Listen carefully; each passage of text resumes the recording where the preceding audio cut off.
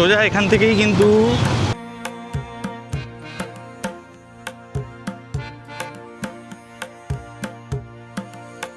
আজকের এক্সপিরিয়েন্সটা এরকমই ছিল ভিতরে গিয়ে। তো কারণ ভিতরে কিন্তু ফটোগ্রাফি এবং ভিডিওগ্রাফি একেবারেই প্রহিবিটেড। আমার একটাই যেটা বলার, এখানে কেন জানি না সবসময় প্রত্যেকবার ব্লগারদেরকেই এরকম টার্গেট করা হয়। I don't understand. মানে বেসিক্যালি ধরুন ট্রাভেল ব্লগার্স বা ফুড ব্লগার্স, আমরা বেসিক্যালি যে কাজটা করার চেষ্টা করছি সেটা হচ্ছে এত সুন্দর একটা জায়গা, এত সুন্দর একটা মন্দির আরও মানুষের কাছে পৌঁছে দেওয়ার একটা প্রচেষ্টা মাত্র।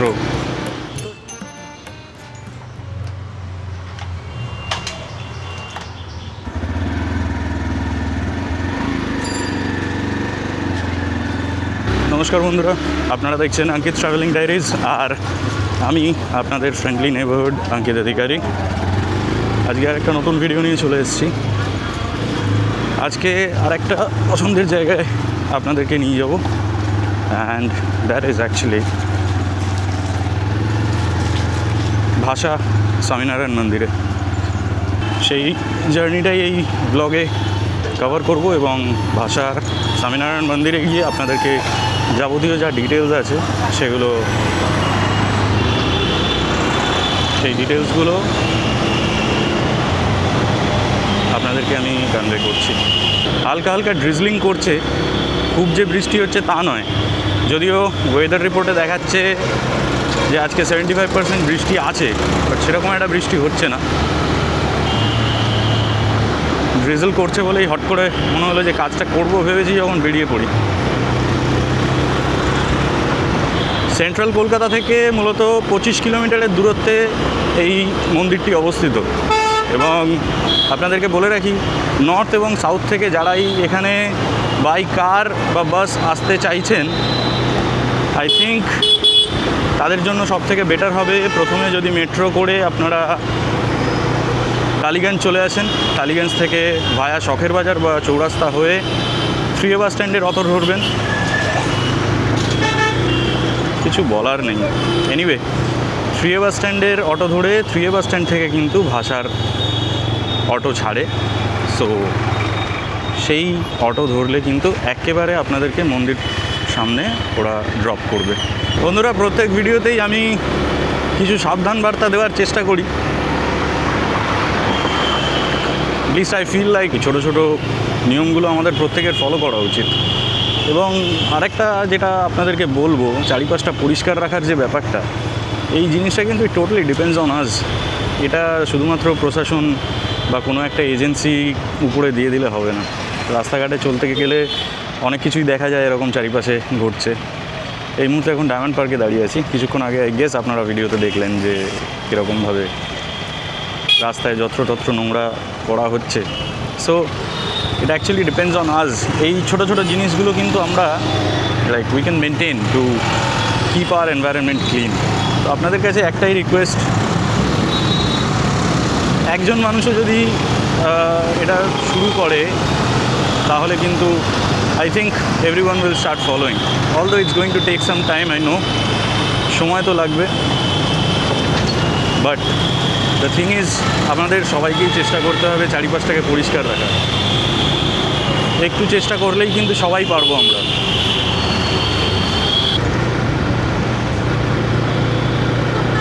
আমরা এই মুহূর্তে ডায়মন্ড পার্ক ক্রস করে গেছি, এখন টুয়ার্ডস জোকা পুল। সো আজকে আমাদের গন্তব্য ভাষা 14 নম্বর। জোকা পুলের পরে একেবারে ভাষা 14 নম্বরে গিয়ে, যদিও ওই স্ট্রেচটা খুব সুন্দর, মানে এই জোকা থেকে ভাষা অবধি যাওয়ার চারিপাশটায় একটু ফাঁকা রাস্তা পড়ে, তো সেই রাস্তাটা বেশ ভালোই লাগে। আমি সেই রাস্তাটা তো অবশ্যই আপনাদেরকে দেখাবো, আপনারা সাথে থাকুন।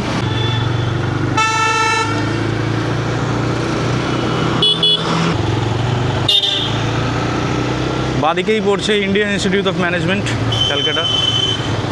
তো এই ক্যাম্পাসের ভিতরেই আমার ছোটোবেলাটা কেটেছে, কারণ এই ক্যাম্পাসের ভিতরেই কেভি জোকা, আর কেভি জোকাতে আমার পুরো স্কুলিংটা ওখানেই হয়েছে। So lots of memories here. কিছুটা এগিয়ে গেলেই বাঁহাতে এখানে বিবেকানন্দ মিশন পড়ে, আর একটা one of the famous schools in Calcutta. এইদিকে হচ্ছে বিবেকানন্দ মিশন। এখন বিবেকানন্দ মিশন ক্রস করছি। এটা যদিও নতুন building, the old building is just opposite to IIM। এখানে আরেকটা কথা বলে রাখি, আপনারা যদি আমাকে ইনস্টাগ্রামে ফলো করতে চান তাহলে ইনস্টাগ্রামের আমার আইডিটা আমি অন স্ক্রিন দিয়ে দিচ্ছি এবং ডেসক্রিপশনেও দেওয়া থাকবে। ইটস সিম্ফনি অফ নেচার 97, তো you can follow me up there as well.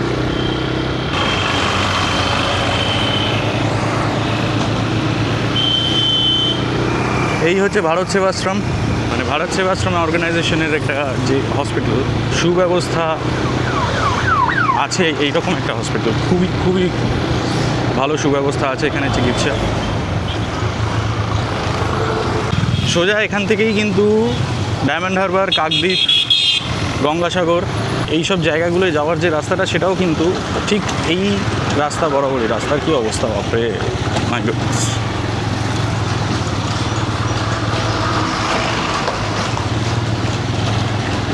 এই বর্ষাকালে কাজ করতে গেলে যে কী মানে অসুবিধা, সেটা একমাত্র আই গেস আমরা কলকাতাবাসীরাই জানি,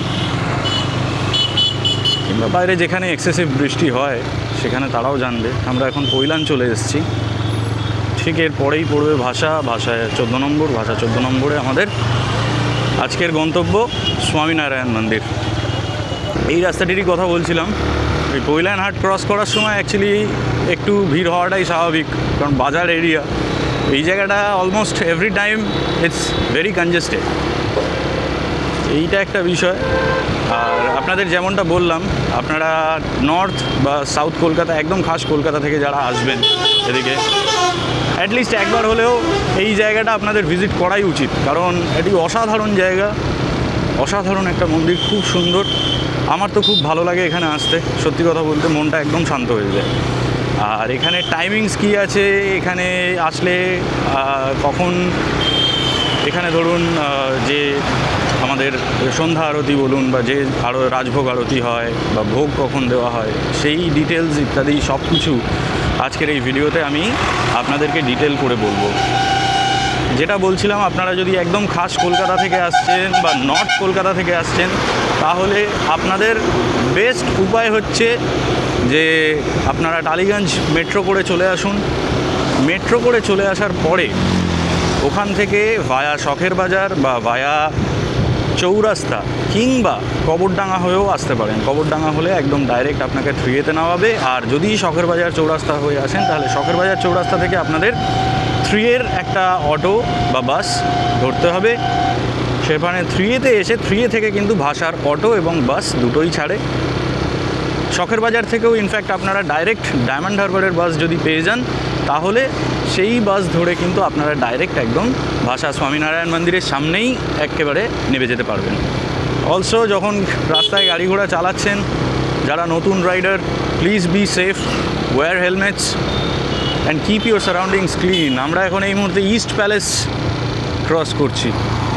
এই ইস্ট প্যালেসেও অনেক মেমোরিজ আছে। একসময় ছোটোবেলায় বাবার সাথে এখানে অনেক এসছি, so there are lots of memories here. সেই সময়কার এটা একটা বেশ বিলাসবহুল একটা রেস্টুরেন্ট এবং হোটেল ছিল। এখন কীরকম রিপোর্ট আই কান্ট সে, কারণ বহু বছর হয়ে গেছে, আসা হয়নি।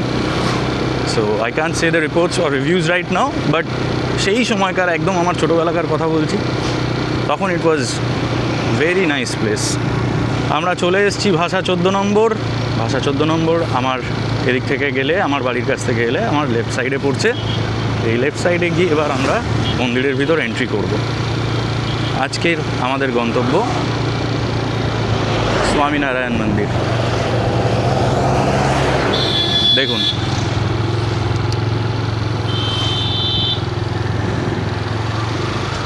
মন্দিরটা সকালবেলায় 8টা থেকে 12টা অবধি খোলা থাকে। ঢুকেই যারা গাড়ি নিয়ে আসবেন, ঢুকেই রাইট হ্যান্ড সাইডে চলে যান। রাইট হ্যান্ড সাইডে গিয়ে কিন্তু এখানে পার্কিং এরিয়া আছে। ক্যামেরা ব্যাগে ঢোকাও আগে।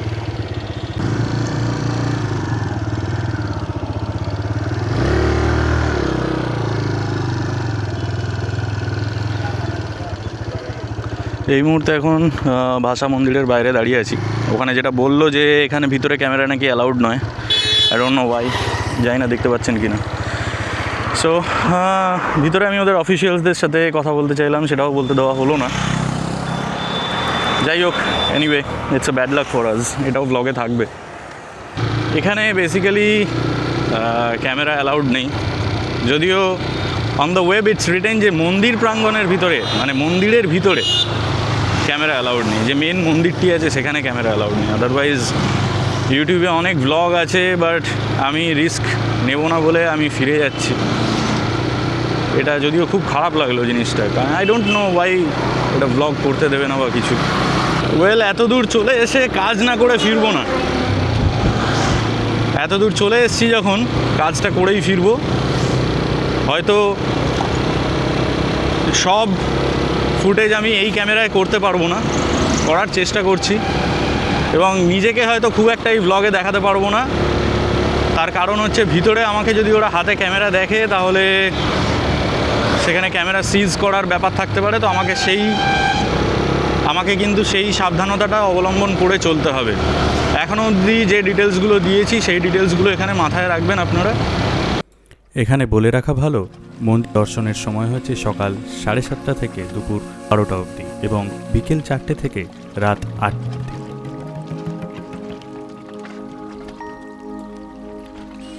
ভাষা স্বামীনারায়ণ মন্দিরটি পরম পূজ্য প্রমুখ স্বামী মহারাজের দৃষ্টিভঙ্গিতে নির্মিত হয় এবং ফেব্রুয়ারি 2014 সালে মহন্ত স্বামী মহারাজ দ্বারা উদ্বোধন করা হয়।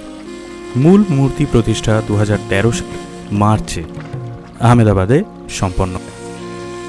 মন্দিরটি ভাষা 14 নম্বর ডায়মন্ড হারবার রোডে অবস্থিত।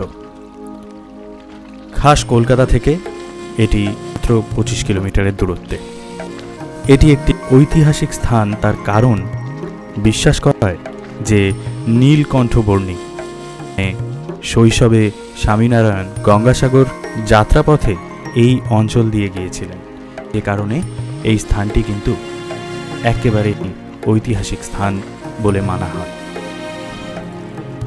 মন্দিরটি বিশাল এলাকা 200 একর জুড়ে বিস্তৃত। এখানে সুন্দর উদ্যান, ঝর্ণা, পার্কিং এবং দর্শনার্থীদের জন্য নানা সুবিধা রয়েছে। এটি রাজস্থানী গোলাপি বালি পাথর দিয়ে তৈরি। এর মধ্যে রয়েছে 7টি শিখর, 14টি গম্বুজ, 249টি স্তম্ভ এবং 400টিরও বেশি খোদাই করা প্যানেল, যা অবতার, সাধু ও ভক্তদের চিত্রিত করে। আজকের এক্সপিরিয়েন্সটা এরকমই ছিল। ভিতরে গিয়ে তো অ্যাকচুয়ালি ক্যামেরা করা, মানে ভিডিওগ্রাফি বা photography, it's not allowed actually. তো আমি ভিতরটা অ্যাকশন ক্যামেরায় দেখাতে পারলাম না, যতটুকু দেখাতে পেরেছি বাইরে থেকে এবং ফোন ক্যামেরা মিলিয়ে যতটুকু চেষ্টা করেছি। অ্যাকচুয়ালি এখানে কিছু বলারও নেই, ভিতরে যারা অফিসিয়ালস আছে তারা জাস্ট নিয়ম পালন করছে। যদিও বা যেহেতু আমি ইউটিউবে অনেক ব্লগস দেখেছি এই জায়গাটা, তাই মনে করলাম এসছি যখন, আমি জায়গার যতটুকু ইনফরমেশন দেওয়া যায় সেটা ভিডিওতে আমি দেওয়ার চেষ্টা করেছি। আবার দেখা হয়ে যাবে একটা নতুন গল্প নিয়ে। চলো, দেখা হচ্ছে ককপিটে। তো আজকের এই গল্পটা এখানেই শেষ করব, গন্তব্য বাড়ির দিকে। এখানে এসে একটা অদ্ভুত রকম এক্সপিরিয়েন্স হলো ঠিকই, যে আমি প্ল্যান করে এসেছিলাম এখানে ভিডিও করতে পারবো, কিন্তু ভিডিও করতে পারলাম না। মানে করেছি সেটা ফোন এবং অ্যাকশন ক্যামেরার ভিডিও মিলিয়ে। যেভাবে ব্লগটা করব ভেবেছিলাম সেভাবে করতে পারিনি, কারণ ভিতরে কিন্তু ফটোগ্রাফি এবং ভিডিওগ্রাফি একেবারেই প্রহিবিটেড। তাই এই জিনিসটা আপনারা এখানে আসলে মাথায় রাখবেন। নর্মাল রিলস টিলস বানাতেই পারেন, I don't see any harm in it actually. ঠিক মনের মতন ব্লগটা বানিয়ে না ওঠার কারণে মনটা খারাপ হয়ে থাকলেও এটাও ভাবছিলাম যে প্রত্যেকটা প্রতিষ্ঠানের নিজস্ব কিছু নিয়মাবলী থাকে, তাদের কিছু প্রাইভেসি থাকে, এবং তারা সেটা মেনটেন করার জন্যই আমাকে হয়তো ভিডিওটি ভিতরে করতে দেননি বা অন্যদের করতে দেন না। তারা শুধুমাত্র নিয়ম পালন করছিলেন, তার মধ্যে যেটুকু সাবধানতা অবলম্বন করে করা যায় আমি সেটুকুই করেছি। এরকম বাধা প্রাপ্তি পেতে হয়, যদিও যাই হোক কাজের মধ্যে বাধা থাকবেই, সেটা আলাদা বিষয়। প্রতিদিন ভোগ প্রদানের সময় দর্শন বন্ধ থাকে, তাই সকাল 10:30 থেকে 11:15 ও বিকেল 6:30 থেকে 7:30।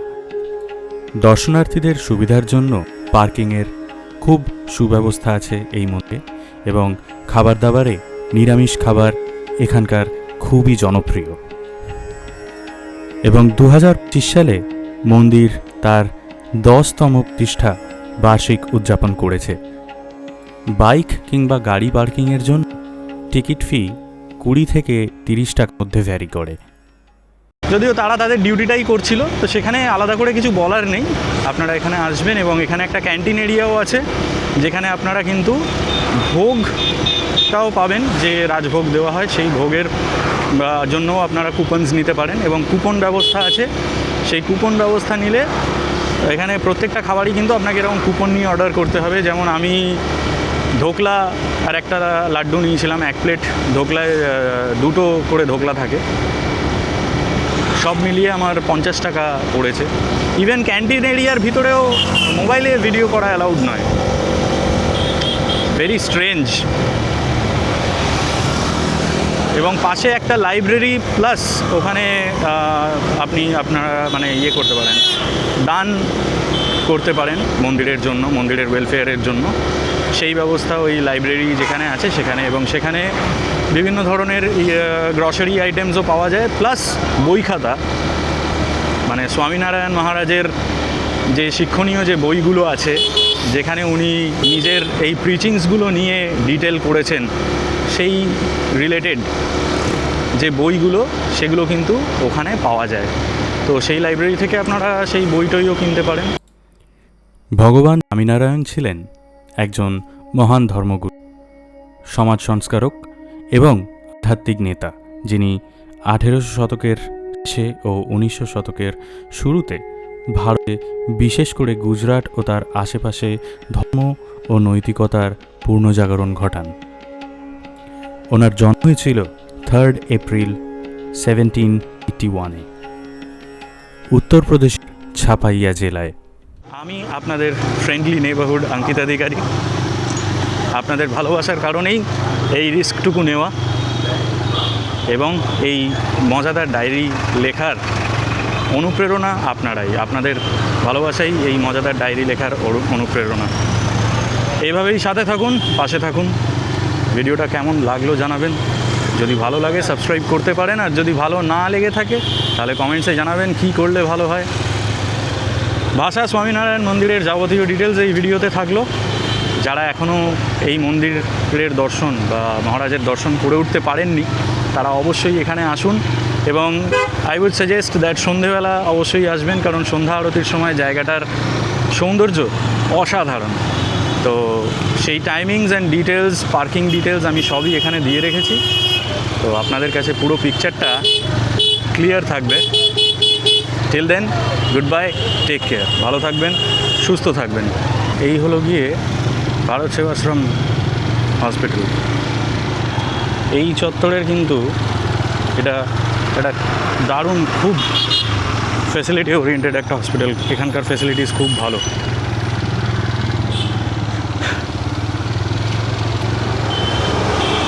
কলকাতার জ্যাম, আর আজকে বেরিয়েওছি একদম অফিস আওয়ার্স আর স্কুল আওয়ার্সের টাইমে, তো ইটস ভেরি ন্যাচারাল, আমাকে এটা ফেস করতেই হতো, কিছু করার নেই। But this is something very common in Kolkata. আর অ্যাকচুয়ালি কলকাতাকে এই জ্যামটা ছাড়া ভাবাই যায় না, মানে কলকাতায় জ্যাম হবে না এটা ভাবাটা কিন্তু একটা স্বপ্নের মতন। কলকাতায় গাড়ি চালানোটা কিন্তু রীতিমতন একটা যুদ্ধ করার মতন। সো আমরা যখনই রাস্তায় বেরোলে অ্যাকচুয়ালি ইটস টোটালি লাইক, মানে একটা যেন যুদ্ধ করতে হচ্ছে। নাইস। আর আমি রেসপন্সিবল হওয়ার কথা বলছিলাম।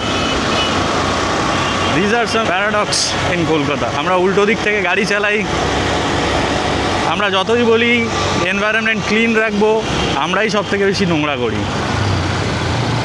Finally home sweet home.